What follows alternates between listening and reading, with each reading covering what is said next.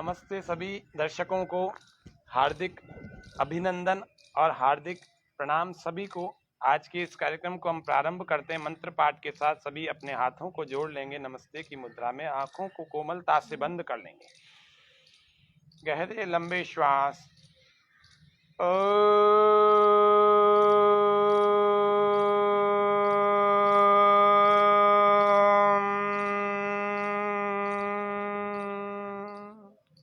भूर्भुवस्वः तत्सवितुर्वरेण्यं भर्गो देवस्य धीमहि धियो यो नः प्रचोदयात्। ओम स्वस्ति स्वस्ति स्वस्ति। आज सभी दर्शकों को मैं सूचना कल तो दी थी और आज सबको मैं बता दूं कि हमारे इस योग व स्वास्थ्य के 94वें कार्यक्रम में 94th एपिसोड में हमारे साथ उपस्थित हैं आदरणीय डॉक्टर धीरज जी उपाध्याय। मैं आपका बहुत तहे दिल से यहाँ हार्दिक अभिनंदन करते हुए मुझे प्रसन्नता हो रही है कि आज के इस कार्यक्रम में सब दर्शकों को स्वामी न्यूज़ के ये प्रथम लाइव प्रतिदिन का होता है।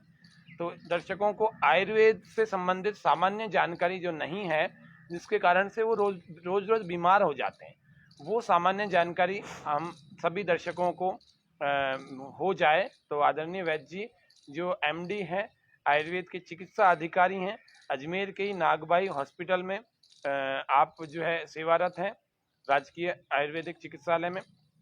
तो मैं आपसे निवेदन करूंगा तो आयुर्वेद की सामान्य जानकारी और वर्षा ऋतु में आहार विहार हम सबका कैसा हो, तो इन छोटी छोटी बातों से लेकर, क्योंकि छोटी छोटी बातों से ही बड़ी बातें बनती हैं, क्योंकि छोटी छोटी बातों का अगर ध्यान न दिया जाए तो बड़ी बीमारी भी हो जाती है लोगों को। तो इसीलिए आप सबके लिए आयुर्वेद के कुछ ऐसे टिप्स जो सामान्य जानकारी के रूप में होंगे और जिनको आप प्रतिदिन ध्यान रखेंगे तो आप बीमार कम पड़ेंगे, औरों से कम बीमार पड़ेंगे। तो ये बहुत अच्छी उपलब्धि होगी। बाकी चीज़ें योग के आसनों को प्राणायाम को करके आप ठीक हो सकते हैं। कुछ आयुर्वेद की बातों का ध्यान रख के कुल मिला के आपका शरीर और मन दोनों स्वस्थ होंगे तो निश्चित रूप से आपके लिए ये धरती, ये संसार के इस वसुंधरा के सुखों का भोग कर सकेंगे। क्योंकि वेद में कहा है वीर भोग्या वसुंधरा, तो वीर व्यक्ति या स्वस्थ व्यक्ति ही इस संसार के, इस पृथ्वी के सुखों का भोग कर सकता है। तो यही उद्देश्य हम सबका है। तो मैं पुनः निवेदन करूंगा आदरणीय वैद्य जी से कि हम सभी दर्शकों को लाभान्वित करें आयुर्वेद की सामान्य जानकारी से।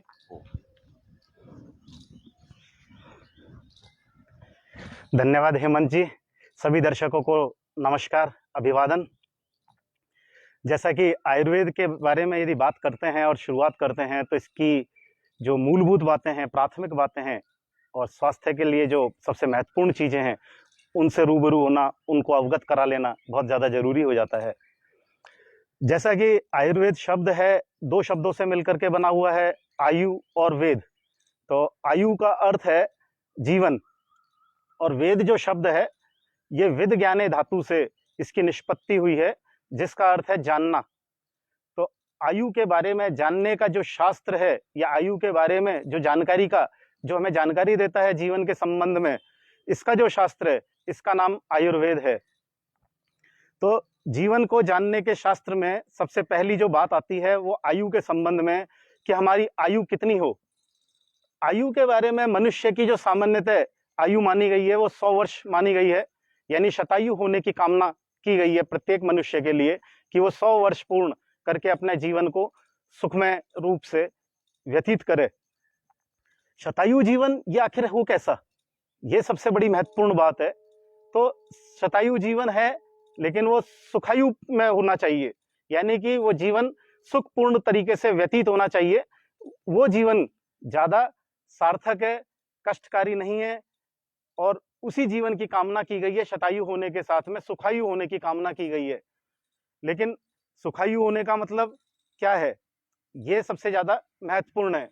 तो सुखायु जीवन, इसको यदि हम समझेंगे तो सामान्य तौर पर आमजन क्या समझता है कि बहुत बड़ा बंगला, अच्छी कार और सुख के जितने भी संसाधन हैं उनका उपभोग करना, इसको कई जने इस तरह से अर्थ ले लेते हैं। हो सकता है कि कुछ तौर पे किसी व्यक्ति को इस तरह का अर्थ सार्थक लगता हो, लेकिन यदि गहराई से देखा जाएगा तो कुछ साल तक तो ये ठीक लग रहा है, लेकिन संपूर्णता में ये जीवन सुखायु नहीं माना जाता है। क्यों? उसका एक बड़ा कारण यह है कि लगातार भौतिक संसाधनों का उपयोग करते हुए शरीर में सक्रियता की कमी होती है, निष्क्रियता कहीं ना कहीं आने लग जाती है, आलस्य का शरीर में वृद्धि हो जाती है और शरीर स्थूल होने लग जाता है। शारीरिक और मानसिक तौर पर उतनी शार्पनेस, उतना उत्साह नहीं रह पाता है और व्यक्ति धीरे धीरे बीमार होने लग जाता है। और बीमार जो व्यक्ति है उसके लिए निश्चित तौर पर आगे कष्ट आते हैं। जैसा कि हम चिकित्सालय में जब हमारे पास में मरीज आते हैं तो हम उनको देखते हैं, लोग आते हैं, भूख नहीं लग रही है, उनको भूख की दवाई दी जाती है, उनको भूख अच्छी लगने लगती है। अब अनियंत्रित तौर पे उनका भोजन खाना शुरू होता है तो उससे अजीर्ण और अपच की शिकायत होती है। फिर उनको अजीर्ण और अपच की दवाई दी जाती है कि भोजन पच जाए अच्छे तरीके से। दवाई के द्वारा ही उनका भोजन की पाचन की स्थिति बनती है जाकर के, और दवाई के माध्यम से ही उनको भूख लग रही है, दवाई के माध्यम से ही उनका पाचन चल रहा है। और इसी तरीके से बाद में यदि नींद नहीं आ रही है, सक्रियता, अति सक्रियता, निष्क्रियता, मानसिक चिंता, मानसिक तनाव, ये सब आधुनिक समाज के अंदर जो चल रहा है, और इसकी वजह से यदि नींद नहीं आ रही है तो उनको नींद की दवा लेते हैं। तो सारी एक्टिविटी जो कि मूलभूत एक्टिविटी है, कौन सी, आहार, निद्रा, इन सब चीजों के लिए यदि वो दवाई पर निर्भर हो रहे हैं तो ऐसे जीवन को हम सुखायु नहीं कह सकते। शरीर में स्थूलता आ रही है, स्थूलता को कम करने के लिए, मोटापे कम करने के लिए दवाई, यदि शरीर क्रश है तो क्रश अवस्था है उसको ठीक करने के लिए, शरीर में स्थूल थोड़ा मजबूत बनाने के लिए उसके लिए दवाई। इस प्रकार से औषधियों की बार बार जो डिपेंडेंसी है, जो निर्भरता है, वो बड़ी घातक होती है और उसको हम इस रूप में कभी सुखायु नहीं कहेंगे। तो सुखायु जीवन का अधिकारी कौन है? किस व्यक्ति को सुख कहेंगे कि इसका जो जीवन है या इसकी जो आयु है वो सुखायु के रूप में कही जा सके? तो बिल्कुल स्पष्ट है कि जो व्यक्ति स्वस्थ है, शरीर के तौर पर स्वस्थ है, मन के तौर पर स्वस्थ है, आत्मा उसकी शांत है, इन सब, आत्मा खुश है, मन खुश है, प्रसन्न है, उसको हम सुखायु कहेंगे। और इसके लिए आयुर्वेद में जो बताया गया है, स्पष्ट किया गया है, वो बताया गया है कि सम दोष है, सम अग्निश्च, सम धातु मल क्रिय है, प्रसन्न आत्मेंद्रिय मन स्वस्थ इत्यभिधीयते। यानी कि शारीरिक जो दोष हैं, कौन से, वात पित्त कफ, इनकी अवस्था कैसी रहे, समान रहे, साम्य अवस्था रहे। यदि इन दोषों की अवस्था यदि अधिक हो जाती है, यदि ये अधिक हैं तो इनकी अधिकता से होने वाले रोग होंगे, और यदि वात पित्त कफ इनकी स्थिति यदि न्यून हो जाती है तो दोषों की न्यूनता से उत्पन्न होने वाली व्याधियां व्यक्ति को कष्ट देंगी। तो सम दोष है, शारीरिक दोष वात पित्त कफ, और मानसिक दोष सत्व रज तम, इन तीनों की, इन सभी की सत्व रज तम त्रिविध मानसिक दोष, त्रिविध शारीरिक दोष, इनकी साम्य अवस्था शरीर के लिए, आरोग्य के लिए बहुत आवश्यक है। सम दोष है, इसके बाद आता है सम अग्नि। जो मनुष्य की जठराग्नि है वो पाचन के लिए पूरी तरह से उत्तरदायी है, और उसी के द्वारा जो भी हम भोजन करते हैं उसका सम्यक रूप से पाचन होता है। तो जठराग्नि का समान रूप से अवस्थित होना बहुत अति आवश्यक है मनुष्य के स्वास्थ्य के लिए। यदि किसी भी व्यक्ति का जठराग्नि यदि बहुत ज्यादा बढ़ी हुई है तो वो जो भी खाता है कुछ घंटे में ही उसका पाचन हो जाएगा और उसको पुनः फिर भूख लगेगी। तो इस रोग को भस्मक रोग की संज्ञा आयुर्वेद में दी गई है। भस्मक रोग में व्यक्ति को बार बार भूख लगती है, वो बार बार बहुत सारा भोजन करता है और वो भोजन बहुत ही जल्दी उसको पच जाता है। इससे उसको फायदा नहीं होता। आहार खाने का जो फायदा है, जो लाभ है, वो किस रूप में है कि आहार से हमें ऊर्जा मिले, हमें ताकत मिले और उस ऊर्जा का हम संरक्षण कर सकें, और वो ऊर्जा हमारे जीवन में, हमारे जीवन के जो उपयोगी कार्य हैं उनको लगाने में वो काम है। भस्मक रोग में जो व्यक्ति बार बार खा रहा है उससे उसके शरीर को पुष्टि नहीं मिल रही है और उससे उसको ताकत नहीं मिल रही है, शरीर फिर भी दुर्बल है। तो भस्मक रोग में जठराग्नि का अधिक हो जाना ये बड़ा पहलू होता है, ये बड़ा कारण होता है। जठराग्नि का अधिक बढ़ना ये भी स्वास्थ्य के लिए बढ़िया नहीं है। अग्नि का जो मंद हो जाना, अग्नि का मंद विशेष तौर पर बहुत सारे रोगों को जन्म देता है, और जितने भी रोग हम जो देख रहे हैं, चाहे वो अजीर्ण है, अपच है, ज्वर की स्थिति है, प्रतिशय है, कास है, हालांकि इनके अलग अलग अन्य कारण भी होते हैं, लेकिन जठराग्नि मंद होने की वजह से प्रमेह, स्थूलता, मेदस्विता, बहुत सारे रोग हैं जो इसके कारण से होते हैं। तो अग्नि मंद होना इसका भी एक बड़ा कारण है, और अधिकतर ये अग्नि मंद ग्रीष्म ऋतु में भी हो जाती है, वर्षा ऋतु में भी होती है, लेकिन ऋतु में जो हो रही है ये एक ऋतु का सामान्य और प्राकृतिक प्रभाव होता है। तो समदोष, सम अग्नि, सम धातु, शरीर जो बना है वो 7 धातुओं से बना है। रस, रक्त, मांस, मेद, अस्थि, मज्जा और शुक्र, जो हमारी धातु हैं ये समान रूप से यदि शरीर में अवस्थित हैं, तो शरीर न तो स्थूल है, न कृश है, शरीर बलवान है, बहुत तेजी सक्रिय है, निष्क्रिय नहीं है, आलस्य नहीं है, ऊर्जा से भरपूर है। तो ऐसी जो अवस्था की है कल्पना, यदि इस तरीके से यदि स्वास्थ्य के नियमों का पालन करते हुए व्यक्ति अपने जीवन को संयमित तौर पर बिताता है, तो धातुएं, सप्त धातुएं समान अवस्था में रह सकती हैं। और यदि जिन जिन धातुओं की वृद्धि यदि शरीर में हो जाती है, तो उन धातुओं की वृद्धि से उत्पन्न होने वाले जो रोग हैं वो हमें कष्ट देते हैं। तो हमारा जो प्रयास है वो यह रहना चाहिए कि धातुएं न तो बढ़ें और न घटें। यदि रस, रक्त, मांस, मेद, अस्थि, मज्जा, शुक्र अपने परिमाण में, अपने जो उनका वास्तविक स्थिति है उससे यदि वो घटती हैं, तो उसकी न्यूनता से, उसके न्यूट्रिशन की जो कमी है, उसकी जो पोषकता की कमी है, उससे मनुष्य को संघर्ष करना पड़ेगा, और उन न्यूनता जन्य पोषण की जो व्याधियां हैं उससे व्यक्ति ग्रसित हो जाएगा। तो इस स्थिति में भी वही सिद्धांत है कि सम्यक स्थिति सबसे ज्यादा महत्वपूर्ण है धातुओं के संबंध में। दोष के बाद में, अग्नि के बाद में धातु, और इसके बाद में आता है मल क्रिया, वो समान अवस्था में रहनी चाहिए। तो जो मल क्रिया है, मूल रूप से जो 3 प्रकार के जो मल हैं, पुरीश, स्टूल, यानी कि जो शौच आदि किया जाता है प्रातःकाल, वो, दूसरा यूरिन यानी कि मूत्र, तीसरा स्वेट, स्वेद, पसीना, इसका जो निष्क्रमण है, इसकी जो अवस्था है ये भी सम्यक रहनी चाहिए। यदि किसी कारण से यदि बार बार मल प्रवृत्ति होती है, तो अतिसार, डायरिया, डिसेंट्री, जो कि वर्षा ऋतु में बार बार देखने को मिलती है, तो इस तरह की स्थिति में मल की हीनता आती है, बल कम हो जाता है, शरीर में बल क्षीण हो जाता है, और व्यक्ति के बहुत सारे सॉल्ट मल के द्वारा बाहर हो जाते हैं, और जिसकी वजह से उसको दौर्बल्यता प्रतीत होती है। मूत्र प्रवृत्ति यदि बार बार होती है, तो किडनी से संबंधित वृक्क रोग जो होते हैं उस, या मूत्राशय जनित जो रोग हैं, उनसे संबंधित जो रोग हैं वो व्यक्ति को होते हैं। और बार बार प्रवृत्ति होती है मूत्र की, तो ये जो बार बार प्रवृत्ति होती है ये डायबिटीज के अंदर बड़ा लक्षण होता है, और वर्षा ऋतु में स्वाभाविक तौर पे भी कभी कभार किसी व्यक्ति को इस तरह की स्थिति होती है। यदि ये सामान्य तौर पर वर्षा ऋतु का है तो ये रोग नहीं है, लेकिन मल की क्रिया है, यह जो क्रिया है यह भी सम्यक रूप में होनी स्वास्थ्य का परिचायक है, और अधिक या न्यूनत होने से मलों की प्रवृत्ति का असम्यक होना रोग प्रवृत्ति का बड़ा सूचक है। शारीरिक दोषों की दृष्टि से यदि हमने बात करी स्वास्थ्य को देखने के लिए, तो सम दोष, सम अग्नि, सम धातु, मल क्रिय, यह बिल्कुल शारीरिक अवस्था को दिग्दर्शन कराता है।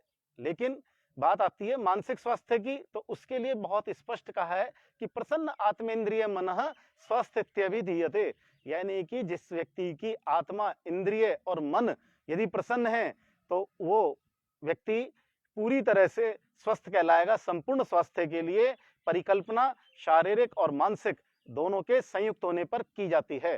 तो स्वास्थ्य के लिए एक संपूर्ण परिभाषा बताई गई है, और ये जो स्वस्थ व्यक्ति है ये सुखायु का उत्तराधिकारी है। इस व्यक्ति को हम कह सकते हैं कि इसका जो जीवन है, शतायु की जो कामना की गई है, सुखायु होने के साथ में इस तरह के स्वस्थ व्यक्ति के लिए की गई है। और हमारा ये प्रयास होना चाहिए कि हम सभी जने इस प्रकार की स्वस्थ आयु को जीवन यापन करें। सबसे जो महत्वपूर्ण बात है कि 100 वर्ष तक जीना, दवाइयों के सारे जीना, रोग युक्त होकर के जीना, दूसरों के सहारे पर जीना ये शायद किसी को भी अच्छा नहीं लगेगा। अब बात आती है कि मनुष्य जो स्वस्थ रहे उसके लिए क्या आवश्यक है, तो उसके कैसा रूप में व्यक्ति को स्वस्थ होना चाहिए ये अभी बताया गया है। लेकिन स्वस्थ रहने के लिए हमारे प्रयास क्या होना चाहिए, प्रयास ये होना, और हमें बीमारी ना आए, रोगों से हम मुक्त रहें, तो इसके लिए जरूरी है कि हमारा प्रतिरक्षा तंत्र वो बहुत मजबूत हो। जब प्रतिरक्षा तंत्र बहुत अच्छा सक्रिय होगा, बहुत मजबूत होगा, तो निश्चित है कि प्राकृतिक तौर पर आने वाली जो विपदाएं हैं या अन्य कारणों से जो रोग का प्रादुर्भाव होता है उससे हमारा शरीर लड़ने में समर्थ होता है। और उसके लिए आवश्यक है कि हमारा प्रतिरक्षा तंत्र बहुत ही अच्छे से कार्य करे। प्रतिरक्षा तंत्र अच्छे से कार्य करे, इसके लिए आवश्यकता है कि हमारा आहार और विहार बहुत ही सम्यक हो, बहुत ही उचित हो आहार विहार, और हमारा जो जीवन हो बड़ा संयमित हो, अनुशासित हो। उस आहार विहार यदि हमारा उचित होगा तो हमारा प्रतिरक्षा तंत्र उससे जुड़ा हुआ है, उसी के अनुरूप कार्य करेगा। आहार विहार कैसा हो इसके लिए बहुत स्पष्ट है, और पहली प्राथमिकता है कि ऋतुजन्य आहार विहार होना चाहिए। जिस ऋतु के अंदर हम जिस ऋतु से हम गुजर रहे हैं उस ऋतु के प्राथमिकता को देखते हुए हमारा आहार विहार होना चाहिए। तो जो बात है कि हमारा प्रतिरक्षा तंत्र मजबूत हो, इसके लिए भी आयुर्वेद में बहुत ही सुंदर तरीके से बात कही है कि स्वस्थ से स्वास्थ्य रक्षणम। आयुर्वेद की ही एक खूबसूरती है कि वो स्वस्थ के स्वास्थ्य की रक्षा के लिए वहां पे बहुत सारी बातें बताई गई हैं। और फिर बाद में आती है कि आतुरस्य विकार प्रशमन, यानी कि स्वास्थ्य की रक्षा रहते हुए भी यदि किसी कारण से व्यक्ति यदि बीमार हो जाता है तो उसके विकारों का हमें शमन करना चाहिए। तो स्वस्थ के स्वास्थ्य की रक्षा की जाए, इसके लिए ही सारे आहार विहार और सारे प्रतिरक्षा तंत्र इसकी व्यवस्था की गई है। लेकिन इसको यदि हम जोड़ते हैं भारतीय संस्कृति से भी तो हम वैसे भी सीखते हैं बिना आयुर्वेद के भी। आप एक कुछ उदाहरणों से भी इस बात को समझ पाएंगे कि जब कभी युद्ध की स्थिति होती है, आपातकाल है, उसके लिए अचानक कोई तैयारी की जाएगी, तो क्या वो आपातकाल से निपटने में सक्षम होगी स्थिति? शायद आप भी समझोगे कि नहीं हो पाएगी। इन चीजों की निरंतर सतत तौर पर तैयारी की जाती है, तभी उन चीजों से निपटा जाता है। इसी तरह से यदि समाज में रहते हुए हमें कहीं बड़े कार्य करने पड़ते हैं, विवाह समारोह है, कोई मकान बनाने का कार्य है, यदि हमने आर्थिक तौर पे हमारी परिस्थितियों को एक संकट के लिए संचय नहीं किया, यदि धन का संचय नहीं किया, तो अचानक आने वाले खर्च के लिए हम तैयार नहीं है, तो एक बड़ी इमरजेंसी खड़ी होती है। इसी बात को यदि हम स्वास्थ्य के तौर पे देखते हैं कि युद्ध जैसी स्थिति के अंदर हम तैयार रहते हैं तो हम युद्ध से निपट सकते हैं। आर्थिक विषमता के लिए यदि हम तैयार रहते हैं तो हम आर्थिक विषमता से हम सफलतापूर्वक उसको निपट सकते हैं। इसी तरह यदि परिस्थिति स्वास्थ्य के संबंध में है और विषम परिस्थिति यदि हमारे पास में नहीं आए, क्योंकि हम सामाजिक प्राणी हैं, कई बार रात्रि में किसी कारण से जगना हुआ, दिन के अंदर बहुत लगातार काम करना हुआ, विपरीत मौसम के अंदर हमें घूमना हुआ, इन सभी किसी कारण से, कारणवश, इच्छावश नहीं, इच्छावश किया है वो तो प्रज्ञापराध कहलाएगा, लेकिन यदि हमने किसी कारणवश हमारे अति आवश्यक कार्यों को निपटाने के लिए यदि हम बहुत ज्यादा व्यस्त रहे, ऐसे वक्त में, या फिर पूरी जगह संक्रमण फैला हुआ है, बहुत बड़ी महामारी फैली हुई है और उससे निपटने में बहुत लोगों को समस्याएं आ रही हैं, तो वही लोग सफलतापूर्वक उस परिस्थिति का सामना कर पाएंगे जिनका शरीर में इम्यूनिटी सिस्टम बहुत मजबूत है, जिनका शरीर बहुत मजबूत है, और साथ में उसके लिए इंद्रियां, ज्ञानेंद्रिय, उनका मनोबल संपूर्ण रूप से सभी चीजों की उसमें मजबूती की आवश्यकता है। तो जो हमारा प्रतिरक्षा तंत्र या इम्यूनिटी सिस्टम, जिसकी आज बहुत ज्यादा चर्चा चल रही है, आपको पता ही है कि अभी जो बड़ी महामारी 2019 में भी रही थी, 2020 में भी रही थी, हालांकि इसकी चर्चा बाद में की जाएगी, लेकिन इन प्रतिरक्षा तंत्र पे ही सारी चीज फोकस्ड थी। सारा सिस्टम जो था वो इम्यूनिटी सिस्टम पर डिपेंड था, चाहे वो वर्ल्ड के अंदर एलोपैथी का था या आयुर्वेद का था। निश्चित तौर पे सिम्टोमेटिक ट्रीटमेंट किए गए, वो सभी पैथीज में किए गए, लेकिन मूल रूप से मनुष्य के इम्यूनिटी सिस्टम को बिल्डअप करने के लिए सारी प्रक्रिया अपनाई गई। वो प्रक्रिया यदि पहले भी अपनाई गई जाए और बाद में भी भविष्य में अपनाई जाए तो व्यक्ति अपने जीवन में अन्य रोगों से बच सकता है। तो स्वास्थ्य की सुरक्षा के लिए पहली जो प्राथमिकता बता रहा था वो है ऋतुजन्य आहार विहार। तो अभी जो ऋतु चल रही है, ये चल रही है वर्षा ऋतु। तो वर्षा ऋतु का जो आगमन है वो ग्रीष्म ऋतु के पश्चात है। ग्रीष्म ऋतु में व्यक्ति वैसे ही बहुत ज्यादा तापमान से संतप्त होता है, पीड़ित होता है, और उस वक्त उसकी जठराग्नि मंद होती है पहले से ही। जब वर्षा ऋतु के अंदर 4 मास जो कहे हैं, ग्रीष्म वर्षा शरद, तीनों में 4-4 मास हैं। वर्षा ऋतु का जो 4 मास का जो काल है, इसमें जो पहला मास है और अंतिम मास है, ये स्वास्थ्य के लिए ज्यादा कष्टकारी होता है। कैसे कष्टकारी होता है कि पहले से ही ग्रीष्म ऋतु में जो 40 डिग्री 45 डिग्री का जो तापमान होता है, उस तापमान से जो जमीन है वो बहुत गर्म होती है। ऐसे वक्त में जब बहुत ज्यादा एक लंबे समय के व्यतीत होने के बाद में जब वर्षा आती है, तो तप्त भूमि पे जो पानी पड़ता है, उससे जो भाप बनती है, बफारा होता है, उष्णता फैलती है, और जब वायु बंद होती है, उस समय वायु का चलन नहीं होता है, तो एक बहुत ज्यादा उमस पैदा होती है, व्यक्ति को बहुत ज्यादा पसीना आता है और अम्लता पैदा होती है, जठराग्नि और मंद पड़ जाती है, शरीर में बेचैनी पैदा होने लगती है।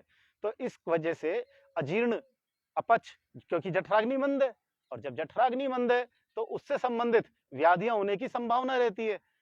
और बाहर का वातावरण भी इस तरह का होता है जहाँ पे बहुत ज्यादा उमस हो गई है, ह्यूमिडिटी ज्यादा हो जाती है, तो व्यक्ति को शारीरिक तौर पर कष्ट महसूस होता है।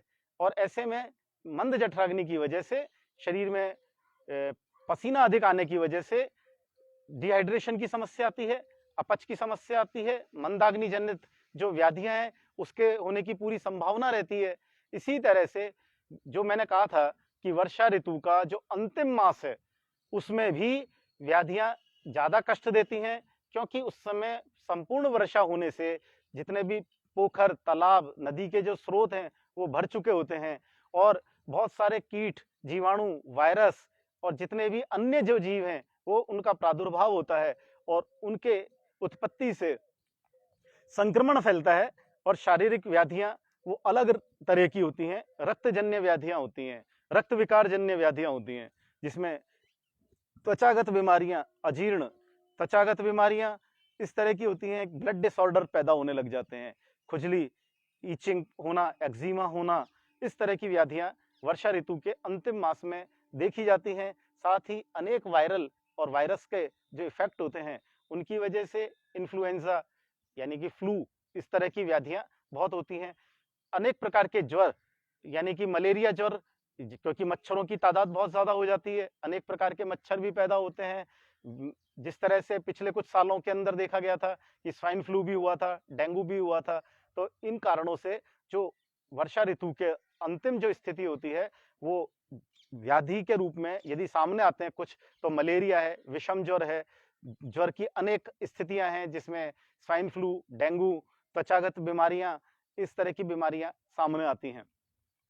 हमें इस तरह की जो बीमारियां होती हैं, एक जब बादल ज्यादा बढ़ जाते हैं, उमस ज्यादा हो जाती है, और बादलों के इससे आमतौर पर सुना होगा कि जो हमारे घर में बुजुर्ग हैं उनको जॉइंट पेन की समस्या ज्यादा होती है, गठिया बाय, तो उस समय स्रोत अवरोध हो जाता है, और स्रोत अवरोध होने की वजह से संधियों में जकड़न पैदा होती है, और इस कारण से जॉइंट पेन बहुत ज्यादा होते हैं। और अम्लता की अधिकता होने की वजह से शरीर में यूरिक एसिड बढ़ जाता है, जिससे शरीर में छोटे छोटे जॉइंट्स, इनके अंदर दर्द होने लगता है। तो हमें शुरुआत से क्या हमें सावधानियां बरतनी चाहिए, जिससे हमें इन चीजों का उपचार भी कर सकें और इन चीजों से हम बचाव भी कर सकें। तो सबसे पहले हमें ये ध्यान रखना चाहिए कि वर्षा में जल सबसे ज्यादा दूषित होता है, और दूषित जल से ही व्याधियां होती हैं। तो और एक चीज के लिए हमें फिर तैयार रहना चाहिए कि जो इस समय पिछले कुछ दिनों से वातावरण है, वो एक ही दिन के अंदर 3 तरह का हो रहा है। सुबह दिन के अंदर बहुत ज्यादा गर्मी पड़ रही है, रात को फिर बारिश, और सुबह अचानक बहुत ठंड हो जाना। ये पिछले कुछ दिनों से आप महसूस कर रहे हैं। तो एक ही दिन में 3 परिस्थितियों से सामंजस्य बिठा पाना शरीर के लिए कहीं मुश्किल हो जाता है। तो इस बात को भी हमें ध्यान रखें कि किस तरह से हमारा सामंजस्य हम बिठा सकें।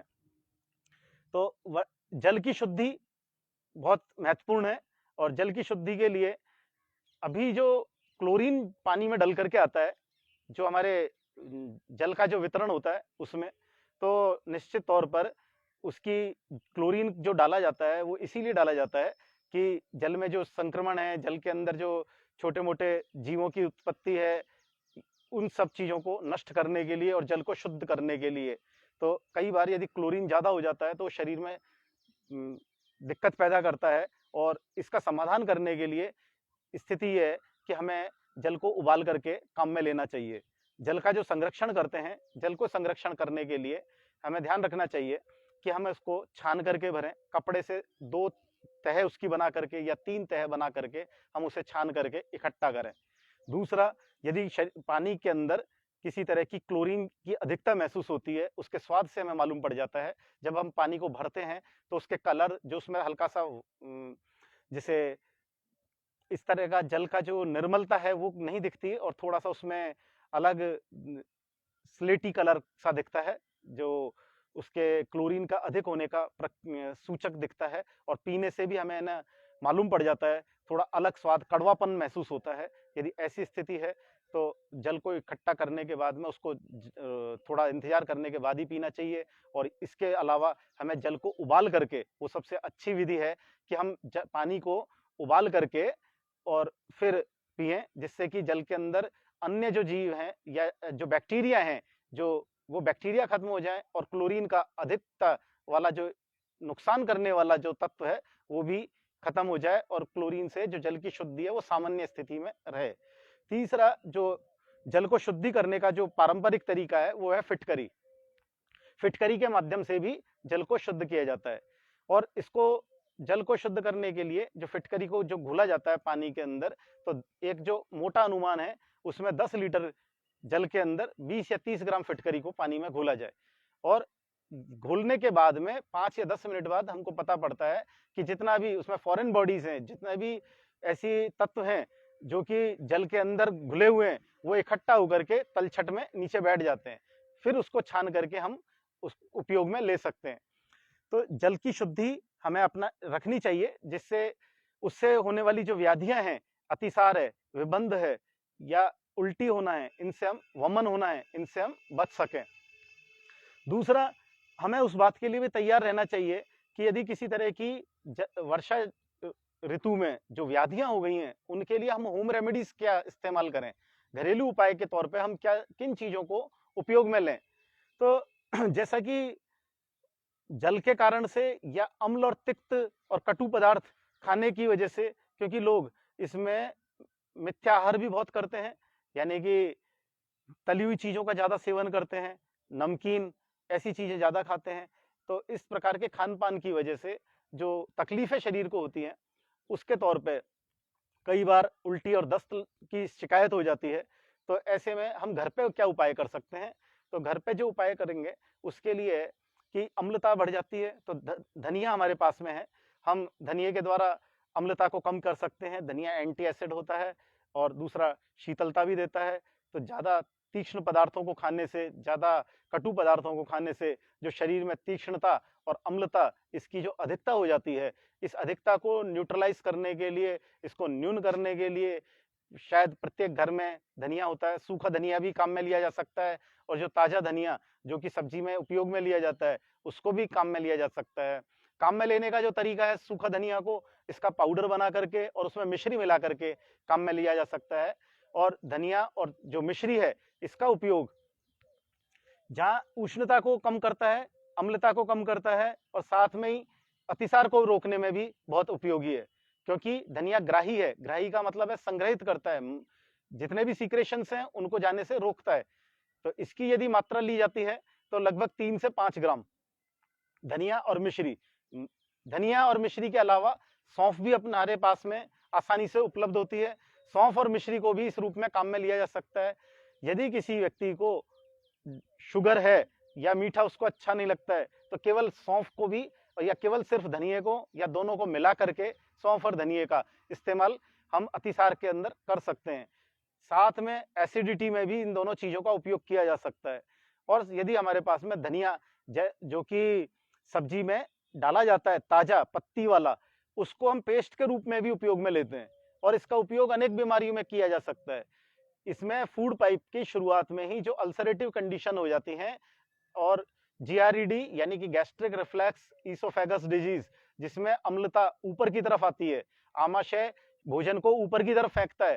तो ऐसी कंडीशन के अंदर जो धनिये का हमने सिर्फ पेस्ट बनाना है, मैं चटनी शब्द नहीं कह रहा हूं, चटनी कहते ही उसमें अन्य चीजें जैसे नमक, उसमें हरी मिर्च, उसमें लाल मिर्च, कोई जने लहसुन डाल देंगे, तो जितने भी कटु और तीखे पदार्थ हैं या तीक्ष्ण पदार्थ हैं वो चटनी कहते ही उसमें डाल दिए जाएंगे, इसलिए मैंने चटनी शब्द का इस्तेमाल नहीं किया है। तो धनिये का पेस्ट बना लें, धनिये का पेस्ट बना करके, और जिनको पूरे दिन भर इस तरह की स्थिति रहती है उनको ये करना चाहिए कि दिन भर एक एक चम्मच यानी कि लगभग 4 से 5 ग्राम पेस्ट उसको निगल लें, स्वेलो कर लें, ऊपर से पानी पी सकते हैं। तो इस तरह से बार बार कुछ घंटे में बार बार यदि धनिया का उपयोग किया जाएगा तो जो भोजन नली है, जो फूड पाइप है, उसमें किसी तरह से अम्लता की अधिकता की वजह से जो उसमें उसको क्षति पहुंची है भोजन नली को, और उसमें अम्लता की वजह से कई बार जैसे यदि बात करते हैं तो माउथ कैविटी में कई बार छाले हो जाते हैं, गले में छाले हो जाते हैं, गले के अंदर तीक्ष्णता महसूस होने लगती है, और कई बार आमाशय के अंदर, स्टमक के अंदर पेप्टिक अल्सर डेवलप हो जाता है। और जब पेप्टिक अल्सर डेवलप हो जाता है यानी कि आमाशय व्रण की स्थिति होती है, ऐसी स्थिति में व्यक्ति को खाली पेट जलन होने लगती है। और ये सारी चीजें जो होती हैं, ये मौसम को देखते हुए लोग बहुत तीखा खाते हैं, बहुत चटपटी चीजों का सेवन करते हैं, और यदि लगातार इस तरह यदि कभी कभार चटपटी और तीखी चीजें खाई तो हो सकता है इतना नुकसान नहीं करती है कोई चीज, क्योंकि कभी कभी हमारे शरीर के अंदर ऐसी चीजों को खाने पर उनको पचाने की क्षमता होती है। लेकिन बार बार इस तरह का प्रज्ञा अपराध की बार बार इसी तरह की चीजों को पुनः पुनः आवृत्ति करते हैं तो शरीर में रोग उत्पत्ति होती है। और लगातार चाय कॉफी का एक सेवन करना, बहुत तीखे पदार्थों का खाना, इन चीजों से अम्लता की अधिकता होने पे जो अभी व्याधियां मैंने बताई, इस तरह के लक्षण शरीर में आते हैं। तो इनके लिए कई बार हमारे पास ऐसी स्थिति नहीं है कि तुरंत जाकर के कोई दवाई लाएं, और यदि हमारे पास में यदि दवा मौजूद है तो अच्छा है कि हम औषधि ले सकते हैं, मेडिसिन ले सकते हैं। लेकिन यदि होम रेमेडीज है तो उनका उपयोग इस तरह से करना चाहिए। और जैसा मैं अभी धनिये का बता रहा हूँ, तो ये एसिडिटी के अंदर तो फायदा करता ही है, साथ में पूरी शरीर के अंदर जो पहले जो एसिड है वो ब्लड में जब मिल जाता है, जब उसका पाचन होता है भोजन का, और जो भोजन के पाचन के बाद में जो उसका एब्जॉर्बेशन आंतों के माध्यम से हो जाता है, और यदि भोजन में अम्लता अधिक है तो यही अम्लता रक्त के अंदर अम्लता बढ़ जाती है, और ब्लड के अंदर जब यूरिक एसिड बढ़ जाता है तो ब्लड के यूरिक एसिड के अंदर बढ़ने से अनेक प्रकार की दूसरी व्याधियां होती हैं, जिसमें वात रक्त है, जिसमें संधियों में पेन के साथ में जलन होना है, हाथ और हथेलियों और पगतलियां, पैरों के जो तलवे हैं इनके अंदर जलन होती है। ये डायबिटीज का एक कॉम्प्लिकेशन भी होता है, जहां पर हस्त पाद तल दहा, हथेली और पैरों के तलवों में जलन होती है। तो सबसे बड़ी बात यह है कि भोजन की अम्लता को यदि हम कम करते हैं तो उसको, अभी जो मैं बता रहा था एक बात कि धनिये का, सूखे धनिये का प्रयोग भी बता रहा था और हर एक धनिये की पत्ती का प्रयोग भी बता रहा था, लेकिन यदि सीवियर एसिडिटी है तो धनिये की पत्ती के साथ में पुदीने की पत्तियों को भी काम में लिया जा सकता है। पुदीने की पत्ती में मिंट होता है, और ये जो मिंट है ये ठंडक देता है। तो एकदम सीवियर कंडीशन है कि बहुत ज्यादा जलन हो रही है और गले में जलन आ रही है, इस जलन का प्रभाव इतना है कि आंखों में भी है ना ललाई आ रही है, और कई बार कई जनों को ये गर्मी में होता है कि नक्सीर आती है बार बार। तो ऐसी जो पित्त की अधिकता हो जाती है, और पित्त की अधिकता होने पर यदि हमें सबसे बढ़िया, यदि हम किसी चीज को देखते हैं तो एक सब खीरा है, इसके अंदर बहुत अच्छा एंटी एसिड का रोल करता है कि पुदीने का पेस्ट बना लिया, जैसे हमने धनिया का पेस्ट बनाया था वैसे ही। और अच्छा तरीका यह है कि धनिया का पेस्ट बना करके हमने उसको एक साथ रख के एक बाउल के अंदर किसी पात्र में, कटोरी में रख लिया, और आवश्यक और उसको सुरक्षित रखने के लिए, जिससे उसमें से किसी तरह की महक नहीं आए, तो हम उसको फ्रिज में रख सकते हैं। और 1 चम्मच या 2 चम्मच उस पेस्ट को हम निचोड़ लें, स्क्वीज कर लें, उससे जो रस होगा लगभग 1-2 चम्मच, लगभग उतना ही आएगा, फाइबर उसका हटा दिया। उस 1 या 2 चम्मच रस को 1 गिलास पानी में डाल करके हम पिए तो बार बार जो हमारे फूड पाइप से लेकर के जो जलन हो रही थी, वो जलन किसी भी तरह की थी, वो जलन चाहे यूरिनरी सिस्टम पर भी जा रही हो, पेशाब के साथ जो जलन हो रही हो, या शरीर के अंदर आमाशय में जो जलन हो रही हो, इस प्रकार की किसी भी प्रकार की जो अम्लता की अधिकता हो गई है, उष्णता बढ़ गई है शरीर में, पित्त बढ़ गया है, इन सब चीजों को शांत करती है। और उदरगत जितनी व्याधियां हैं जिसमें पेट का फूलना है, उसमें भी बहुत अच्छा प्रभाव पड़ता है, बहुत अच्छा लाभ होता है। तो इनका प्रयोग हम इस तरह के जो लक्षण आते हैं व्याधियों के, उनमें हम प्रयोग कर सकते हैं। इसके साथ वर्षा ऋतु में जैसे अभी बताया था कि अम्लता बढ़ जाती है, तीक्ष्णता बढ़ जाती है शरीर के अंदर। इसके अलावा दूसरी जो तकलीफ होती है वो ज्वर की आती है, क्योंकि बहुत ज्यादा जैसा बताया था कि वर्षा ऋतु के अंतिम स्थिति के अंदर लास्ट में बहुत सारे जीवों की उत्पत्ति होती है, बहुत सारे बैक्टीरिया होते हैं और वायरस होते हैं, अनेक प्रकार के ज्वर आते हैं। तो ऐसी स्थिति के अंदर जो ज्वर में हम क्या समाधान कर सकते हैं घरेलू तौर पर, तो बुखार में हमें सबसे ज्यादा जो अनुकूल है घर में, तो अदरक हमें आसानी से मिलती है घर में, जिसको मैंने सूखी अदरक को हम सौंठ कहते हैं, और देशी सौंठ हमें बाजार में मिलती है और हम घर पे रखते भी हैं। तो अदरक का प्रयोग बहुत अच्छे से है। अदरक का जो प्रयोग है वो है आम का पाचन करना। आम शब्द जो बोला है वो क्या है, इनडाइजेस्टिव फूड एक्सट्रैक्ट, यानी कि जो हमारा जो भोजन का जो पाचन हुआ है वो सम्यक रूप से हो जाता है तो वो हमें बल देता है, और असम्यक रूप से अपच के बाद में जो भोजन का रस बना है वो अम्लतापूर्ण हो सकता है, वो कटु रस पूर्ण हो सकता है, कटु रस युक्त हो सकता है। ऐसी स्थिति में वो व्याधि पैदा करता है और शरीर का बल कम है, और बाहर से जो संक्रमण हुआ उससे हमें बुखार आ सकता है। बुखार हमें लगातार पानी में भीगने की वजह से भी आ सकता है, क्योंकि उस समय हमें जुकाम हो गया, बार बार छींकें आई, खांसी हो गई, और उसके बाद में शरीर इस तरह से उसका जो श्वसन संस्थान है, वो तंत्र है, इस तरह से कमजोर हुआ है कि वो छोटे मोटे इन्फेक्शन से या मच्छरों के काटने से बुखार की स्थिति में आ सकता है। तो जो अदरक का प्रयोग बता रहा हूँ, जो सौंठ का प्रयोग बता रहा हूँ, वो इस तरह से कि शरीर में ऊर्जा आए, बल आए, और साथ में जो असम्यक तौर पे भोजन का जो पाक हुआ है जिससे आम का पाचन है वो कर सकेगा। तो अदरक जठराग्नि मंद होने पे भी उपयोगी है, यानी कि अग्नि को बढ़ाएगी, और ज्वर के अंदर जो दोष पैदा होता है वो होता है पित्त का बढ़ जाना और अग्नि का मंद हो जाना, दोनों अलग अलग चीजें। तो अग्नि का संरक्षण भी होता है। अब प्रयोग कैसे करना चाहिए, तो प्रयोग करने का जो तरीका है वो ये है कि हमें 200 ml दूध के अंदर 5 ग्राम अदरक, परंतु कई बार अदरक का प्रयोग करने पे दूध फट भी जाता है, लेकिन वो स्थिति कब आती है, यदि अदरक को हमने साफ तरीके से धोई नहीं है। और कई बार अदरक को साफ सुथरा रखने के लिए जो सब्जी विक्रेता हैं वो उसको चूने के पानी से धोते हैं या फिर उसको नींबू से धोते हैं। तो घर पर आकर के हमें उसको बहुत अच्छे से उसको धो लेना चाहिए और ऊपर का छिलका हटा दें, और फिर उसको कम मात्रा में प्रयोग डालें दूध में, तो फिर वो दूध नहीं फटेगा।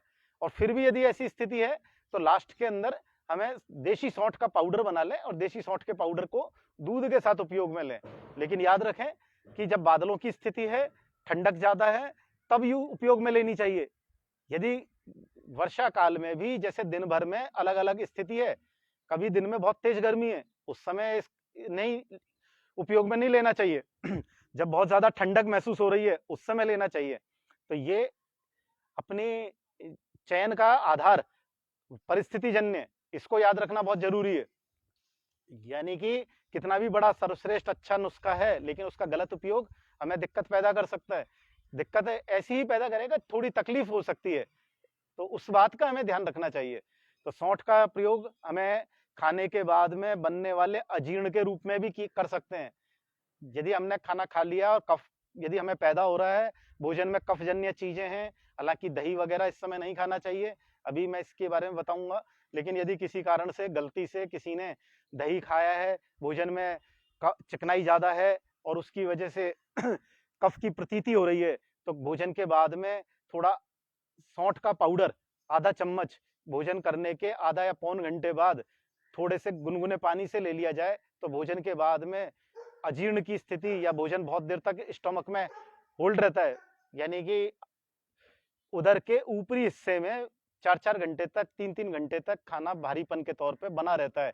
सांस लेने में दिक्कत आती है, भोजन बहुत धीरे से पाचन होता है, यानी कि हम इसको ये समझ सकते हैं कि मेटाबॉलिक रेट बहुत स्लो हो जाती है। तो ऐसी जिनको परिस्थिति पैदा होती है पाचन की, उनके लिए ये है कि भोजन को पचाने के लिए, अजीर्ण से बचने के लिए अदरक का और सौंठ का प्रयोग किया जा सकता है। इसमें कुछ दर्शकों के प्रश्न आ रहे हैं। मुकेश कुमार जी हैं, एक लिख रहे हैं कि विटामिन B12 को कैसे बढ़ाएं 34 साल की उम्र में। हाँ, विटामिन B12 का जो सोर्स है उसके लिए यदि हमें लेना है तो दाना मेथी अंकुरित करके लें, मूंग को अंकुरित करके लेंगे। तो जितने भी हमारे पास में मूंग है, मोठ है, सोयाबीन है, इनमें प्रोटीन होता है और अंकुरित करने के बाद में विटामिन B12 का ये सोर्स होता है। साथ में कच्चा पनीर का प्रयोग करें। कच्चे पनीर का प्रयोग करने के लिए ये है, उसका तरीका जो बढ़िया तरीका है वो ये है, अंकुरित हमने मेथी कर ली, थोड़ा सा मूंग को अंकुरित करें क्योंकि ये पचने में, इनमें प्रोटीन होता है, प्रोटीन पचने में थोड़ा कठिन होता है, इस बात को ऐसे समझा जाए। तो इसको सरल करने का तरीका ये है कि इसको अंकुरित कर लिया, अंकुरित करने से अच्छी तरह से पचेगी। और जैसा कि मालूम है कि और चीजों के मुकाबले मूंग सुपाच्य है और दाना मेथी और भी सुपाच्य है, ये तो विबंध को भी दूर करती है और विबंध को दूर करने के साथ में शरीर को ताकत भी देती है। अंकुरित होने के बाद में गुणों की और अधिक वृद्धि होती है। लेकिन एक बात अवश्य ध्यान रखें जो सबसे महत्वपूर्ण है कि कम मात्रा में सेवन करने पे ज्यादा फायदा होगा। वो किस रूप में कि अरुचि नहीं होगी। कोई भी व्यक्ति जब इनकी शुरुआत करता है तो बड़े उत्साह से करता है और ये सोच के करता है कि जितने भी शरीर को, स्वास्थ्य को बढ़ाने वाले या बल की वृद्धि करने वाली जो चीजें हैं उनको अच्छे से उपयोग में ले। लेकिन ज्यादा मात्रा में उपयोग में लेने से अरुचि होने का खतरा हो जाता है और अरुचि होने के बाद में क्या होता है, व्यक्ति 2 दिन, 5 दिन, 10 दिन करने के बाद में उसको बंद कर देता है। तो इससे बचने के लिए यह है कि कम मात्रा में उपयोग करें, पहली बात। दूसरा जो मैं बता रहा था कि अंकुरित मूंग करें, थोड़ा सा दाना मेथी को अंकुरित करें या किसी दिन मूंग किसी दिन दाना मेथी। इसके साथ में हम थोड़ा सा टमाटर काम में ले सकते हैं, थोड़ा सलाद के तौर पे खीरा उसमें मिला दें जिससे वो मुंह को खुश्क नहीं करे। सबसे बड़ी बात क्या है, ये चीज मुंह को खुश्क कर देती है, तो मुंह में खुश्की नहीं आए और एक स्वाद भी थोड़ा सा बनेगा। और B12 टमाटर में भी होता है, इसलिए थोड़ा सा टमाटर का उपयोग करें। थोड़ा जल का अंश खीरे से प्राप्त करेंगे। थोड़ा सा ये जिन लोगों को थोड़ा कुछ सॉल्ट उसमें डाल सकते हैं जो कि रुचिकारक होगा। काली मिर्च एपिटाइटर के तौर पे काम करेगी, थोड़ा सा उसमें काली मिर्च डालें। और भी उसको पुष्टिकारक बनाना है तो कच्चा पनीर जो है उसको क्रश कर, उसको थोड़ा घिस लें, घिस करके कच्चे पनीर को उसमें डालें। और कुछ उसमें चाहे तो आप फ्रूट डाल सकते हैं, जैसे एप्पल है, इस समय जो सबसे बढ़िया फल आ रहा है वो नाशपाती, नाग, स्वास्थ्य के दृष्टिकोण से, तो उसके छोटे छोटे पीस वो भी डालें। और विशेष जो यदि ध्यान रखने की बात है वो ये है कि इन छिलकों को हटा दें फलों के, क्योंकि पहले था जब है ना ऑर्गेनिक खाद होती थी तो ये छिलके सहित खाना फाइबर के दृष्टिकोण से है ना अच्छा माना जाता था और तब प्रमोट किया जाता था कि छिलके सहित फलों को खाना चाहिए, क्योंकि उस समय गोबर की और नीम और गौमूत्र इन सबसे जो निर्मित जैविक खाद होती थी उससे खेतीबाड़ी होती थी और उससे उत्पन्न होने वाले जो फल हैं, उससे उत्पन्न होने वाला जो अन्न है वो हम ग्रहण करते थे। तो ये जो सिद्धांत था वो उस समय की जो खेतीबाड़ी है उससे उत्पन्न होने वाले फलों के संबंध में था। लेकिन अब जो पेस्टिसाइड्स का यूज होने लगा है तो बचाव के लिए और थोड़ा सा व्यावसायिकता के तौर पे फलों को चमकाने के लिए और फलों को है ना जल्दी पकाने के लिए जो चीजें यूज हो रही हैं, जिस तरह के केमिकल्स यूज हो रहे हैं, तो ये थोड़ा सा है ना विशेष सावधानी बरतने की जरूरत है कि उनके जो छिलके हैं उनको हम हटा लें। और तो जो हमारा जो अंकुरित जो नाश्ता है जिसमें हमने थोड़ा पनीर को भी शामिल किया है और फलों को हम जो इसे शामिल कर रहे हैं, तो उसमें हमारे छिलके हटा लें और छोटे छोटे पीस उसको भी डालें। और यदि इसको और भी अच्छा करना है थोड़ी किशमिश डाल दें तो वो स्वादिष्ट भी हो जाएगा और ज्यादा अच्छा उपयोगी होगा। एक दर्शक का प्रश्न है, उल्टी को तुरंत कैसे रोका जाए? उल्टी, नक्सीर, एक दर्शक और पूछ रहे हैं कि हिचकी और लगातार छींकें आती हैं। हाँ। ये 4 प्रश्न आ गए अलग अलग लोगों के, उल्टी, नक्सीर, हिचकी और लगातार छींकें। देखो उल्टी की जो बात हुई थी तो ये पहले देखा जाएगा कि किस कारण से है ना उल्टी हो रही है। तो पहला जो सामान्य मोटे तौर पर कारण होता है वो अजीर्ण होता है, सबसे बड़ी बात ये है। तो और चलो हम सावधानी की तो बाद में बात बताते हैं। सबसे जो इम्पोर्टेंट है कि उसको कैसे रोका जाए, तो घरेलू तौर पे यदि हमें उसको रोकना है तो अभी जैसा मैं बता रहा था कि बार बार उल्टी में पुदीने के पत्तों का जो रस है वो दिया जाए। दूसरा है इलायची। इलायची आपके मूड को ठीक करती है। और सबसे बड़ी बात है वमन के अंदर जो उल्टी है होती है, जिसको हम वमन कहते हैं, इसमें सबसे ज्यादा मन खराब हो जाता है अजीर्ण की वजह से, तो उसको मन को भी ठीक किया जाता है। और जो इलायची है उसमें सेरोटोनिन हार्मोन सीक्रेट करने की एक तत्व होता है। तो इलायची को उबाल करके उसके पानी को 10 ml 5 ml कम मात्रा में दें, क्योंकि स्टमक उसको होल्ड नहीं कर रहा है। एक बड़ी इंपॉर्टेंट बात जो ध्यान रखनी है कि आमाशय किसी चीज को होल्ड नहीं कर रहा है, इसीलिए वो उसको ऊपर फेंक रहा है। और जब ऊपर फेंक रहा है तो हमें क्या करना है कि बहुत कम मात्रा में कोई चीज देनी है, चाहे वो औषधि है। यदि हम पुदीने का रस दे रहे हैं, कितना दे रहे हैं, 5 ml, यानी कि 1 चम्मच के आसपास। फ्रिक्वेंटली दें, बार बार दें, थोड़ा थोड़ा दें, जिससे वो उल्टी रुके। तो उसके लिए हमें देना है घरेलू तौर पे जो बता रहा हूं मैं। इलायची हमने लिए कितनी, 5 से 10 दाने, 250 ml पानी, उसको हमें बॉईल करना है। इतना बॉईल करना है कि वो 50 ml रह जाए। जब छानने के बाद में वो 50 ml है, उसको हम 5-5 10-10 ml बार बार देंगे, थोड़ा थोड़ा देंगे। पुदीने के ताजा पत्ती का जो रस निकाला है हमने, वो भी 5-5 ml हर आधा पौन घंटे में देंगे बार बार। दूसरा, इसके अंदर जो आहार द्रव्य तो बाहर निकला ही है, साथ में जल की मात्रा भी बाहर निकल गई है। तो हमें जो बाद में जो भोजन देना है वो लिक्विड ही देना है, यानी कि नींबू पानी। नींबू पानी में उसमें नमक नहीं मिलाएं, नमक मिलाने से उल्टी हो सकती है दोबारा। नमक उत्क्लेश करता है कफ का, और उल्टी होने की संभावना बढ़ जाएगी। तो अतिसार में भी ये बात का ध्यान रखा जाता है। अतिसार में ऐसी स्थिति नहीं होती है कि नमक वहां पे नुकसान कर रहा है, लेकिन यहाँ पे उल्टी के अंदर नमक नुकसान कर जाता है। तो जब ट्रीटमेंट की बात करते हैं तो इलायची और ये दे सकते हैं, जैसा भी बताया, पुदीने के पत्ते का रस, यानी कि पुदीने का स्वरस, धनिये का स्वरस, दूसरा ये भी दिया जा सकता है। और यदि हम बात करते हैं घरेलू उसमें, तो अमृत धारा 2 बूंद 3 बूंद से ज्यादा नहीं देनी है। तीसरा, यदि दवाइयों की बात करते हैं तो दवाइयों के तौर पे कुछ दवाइयाँ पेटेंट मेडिसिन होती हैं, एलादीवटी दी जा सकती है। वमन रोकने के लिए छर्दी रिपूरस आता है, वो दे सकते हैं। और चरक कंपनी का वोमिटैप सिरप आता है, तो वो 5 ml वो भी दिया जा सकता है। तो सबसे बड़ी बात तो ये है कि अजीर्ण नहीं हो, उस बात का ध्यान रखा जाए।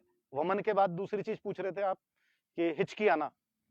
हिचकी आना का यदि हम पहले कारण जान लें तो सीधी सी बात है कि डायफ्राम का इरिटेशन होता है। स्टमक बार बार किसी चीज को है ना फेंकता है ऊपर, तो वमन होती है। और डायफ्राम के अंदर इरिटेशन होता है, यानी श्वसन संस्थान और पाचन संस्थान के बीच में जो एक हिस्सा होता है मसल्स का, जो डायफ्राम कहलाता है, और उसमें जब इरिटेशन होता है तब बार बार हिचकी आती है।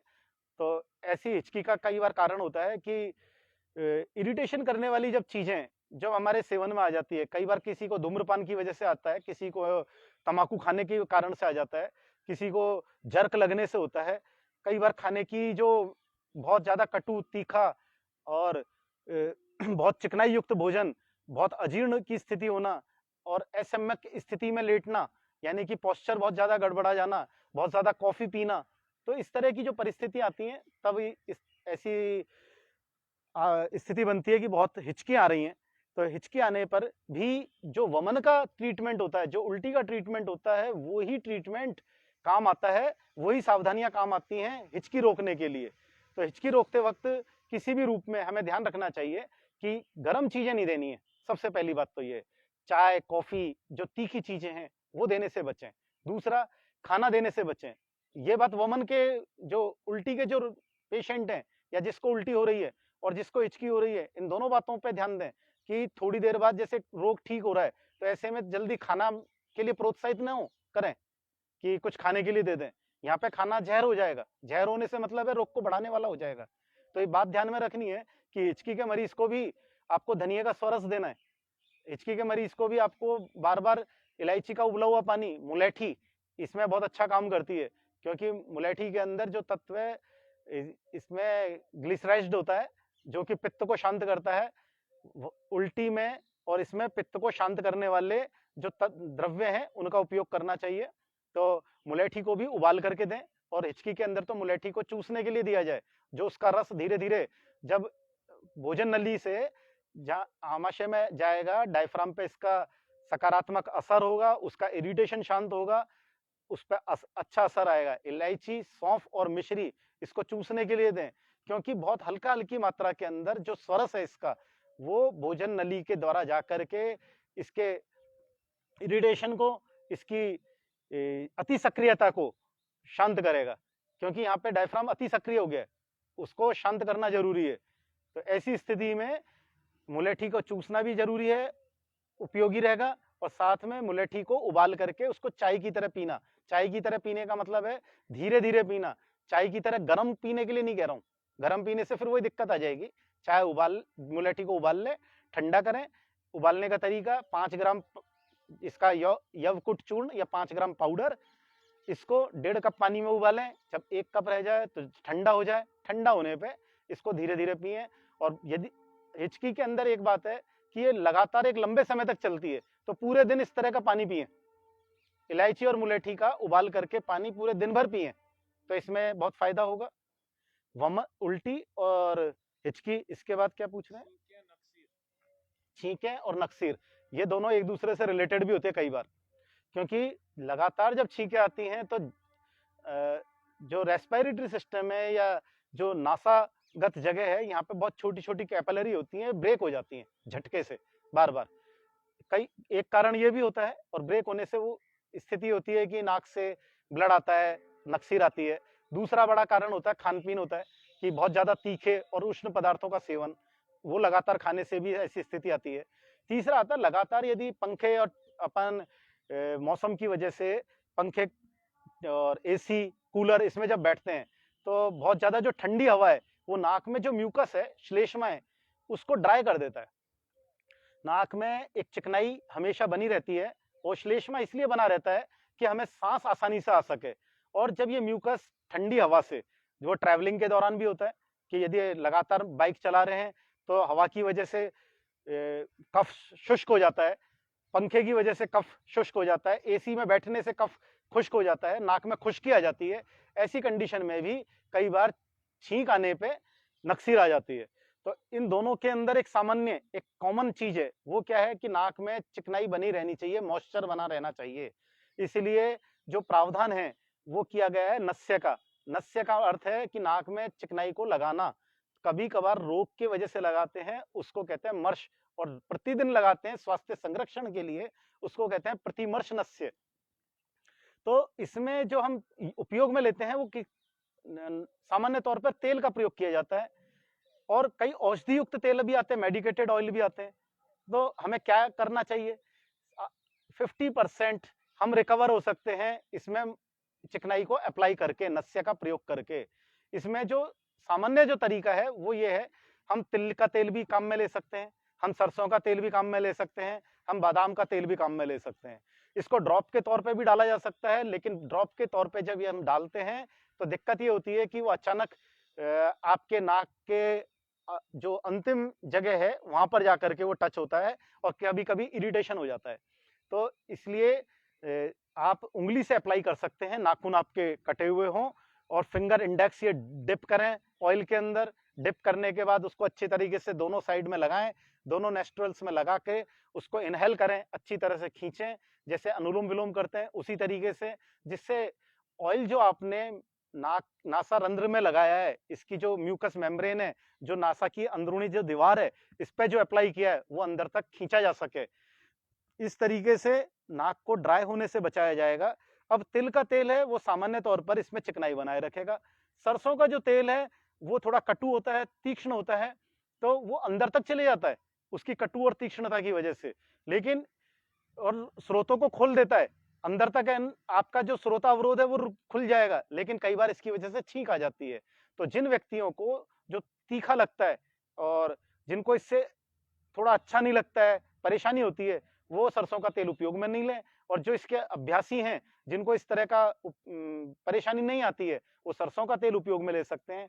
और जो सर्वश्रेष्ठ है वो बादाम का तेल इस पे लगाएं, वो पोषण भी बहुत अच्छा सा करता है।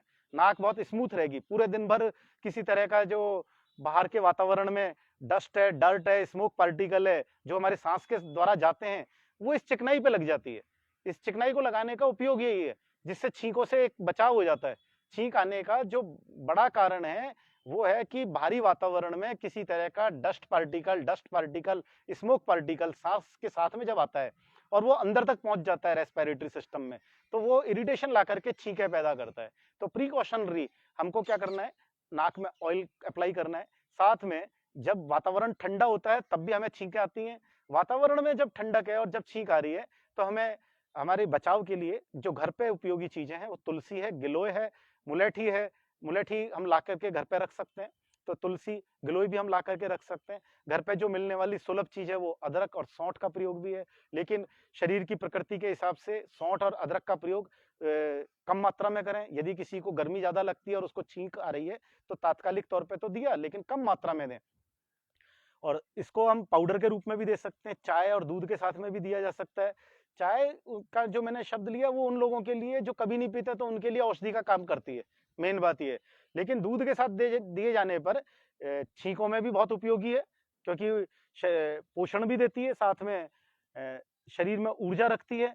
और यदि दवाई के तौर पर यदि हम दे रहे हैं तो लक्ष्मी विलास रस का उपयोग किया जाता है, जो कि बहुत अच्छा है। सितोपलादी चूर्ण, इसका भी छींकों के अंदर और प्रतिश्याय और श्वसन संस्थान के अंदर जो तकलीफें होती हैं उसमें भी उपयोग किया जाता है। और कच्ची हल्दी जो सीजन में आती है, तो कच्ची हल्दी भी छींकों के अंदर बहुत अच्छा सा फायदा करती है। रेस्पिरेटरी सिस्टम में इसका भी बहुत ज्यादा उपयोग होता है। और एलर्जिक जो छींकें हैं, क्योंकि इसमें एंटी हिस्टामिन गुण होता है हल्दी में, तो हल्दी में जो एंटी हिस्टामिन गुण होता है इस वजह से वो छींकों में बहुत फायदा करती है। इसके बाद बहुत हृदय से आभार अभिनंदन करता हूँ, धन्यवाद प्रकट करता हूँ कि उन्होंने आज के इस 94वें कार्यक्रम में हमें योग व आयुर्वेद की इस प्रकल्प को, जो कि स्वामी न्यूज़ के द्वारा पिछले 1 वर्ष से चला रहे हैं, योग व आयुर्वेद नाम का एक बहुत सुंदर कार्यक्रम आपके समक्ष कितने समय से, लंबे समय से चल रहा है। इसमें प्राकृतिक चिकित्सा, इसमें आयुर्वेद, इसमें एक्यूप्रेशर और योग तो मुख्य रूप से है। कैसे हम स्वस्थ रहें, इसका हम प्रयास दिन प्रतिदिन करते रहते हैं।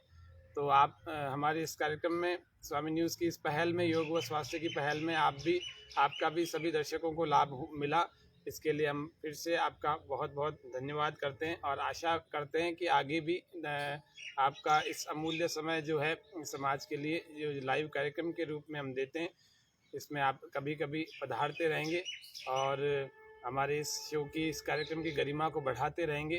तो आप सभी दर्शकों का, स्वामी न्यूज़ का जो टेक्निकल टीम है उनका, और आदरणीय वैद्य जी का, सबका मैं हृदय से धन्यवाद, कृतज्ञता प्रकट करता हूं। और आज के कार्यक्रम को यहीं पर पूरा करता हूं। कल फिर 6:30 बजे इस योग व स्वास्थ्य के कार्यक्रम में लेंगे। तब तक शांति पाठ के साथ इसको विसर्जन करते हैं।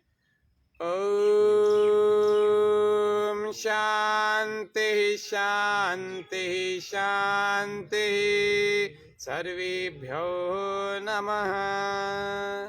सभी तब तक करें योग, रहें निरोग, स्वस्थ रहें, प्रसन्न रहें और कार्यशील रहें। ओम शम।